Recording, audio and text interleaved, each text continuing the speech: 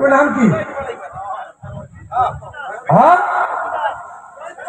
জয়ন্ত দাস, ঠিক আছে, পুৰা জানে কিন্তু অৰুণোদয় তোৰ ঘৰে পোৱা নাই দেবা পাই যাবি পাংলিছে।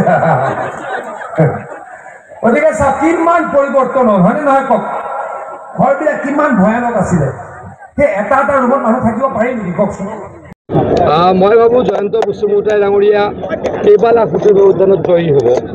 চাৰিওফালে সকলোৱে নৰেন্দ্ৰ মোদী ডাঙৰীয়াক তৃতীয়বাৰৰ কাৰণে প্ৰধানমন্ত্ৰী পাতিবলৈ বদ্ধপৰিকৰ। জংগল ৰাজ আৰু বি টি আৰবাসীয়ে নিবিচাৰে। যেতিয়াই শান্তিৰ কথা কওঁ মানুহে জাউৰিয়ে জাউৰিয়ে হাত চাপৰি বজায়। আৰু কেতিয়াৰ পৰা শান্তি হ'ল? নৰেন্দ্ৰ মোদী ডাঙৰীয়া প্ৰধানমন্ত্ৰী হোৱাৰ পৰা। শান্তি চুক্তি কেতিয়া হ'ল? নৰেন্দ্ৰ মোদী ডাঙৰীয়াৰ দিনত, অমিত শ্বাহ ডাঙৰীয়াৰ দিনত, হিমন্ত বিশ্ব শৰ্মা ডাঙৰীয়াৰ দিনত। ইয়াতে ক'তো এটা উগ্ৰপন্থী সংগঠন সক্ৰিয় হৈ থকা নাই, যদি কোনোবা আছেও আলোচনাত আছে।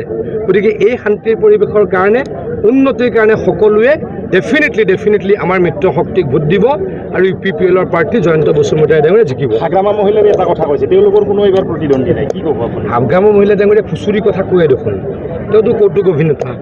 আগতে যেতিয়া কংগ্ৰেছত আমিও আছিলোঁ, তেওঁ কংগ্ৰেছৰ মিটিঙত যায় হাগ্ৰামা মহিলাক ভাষণ দিব দিয়ে আমি অকল হাঁহোঁ। গতিকে তেওঁ হাঁহিবলৈ কথা কয়, ফূৰ্তি দিবলৈ কথা কয়, এইটো কি নতুন কথা?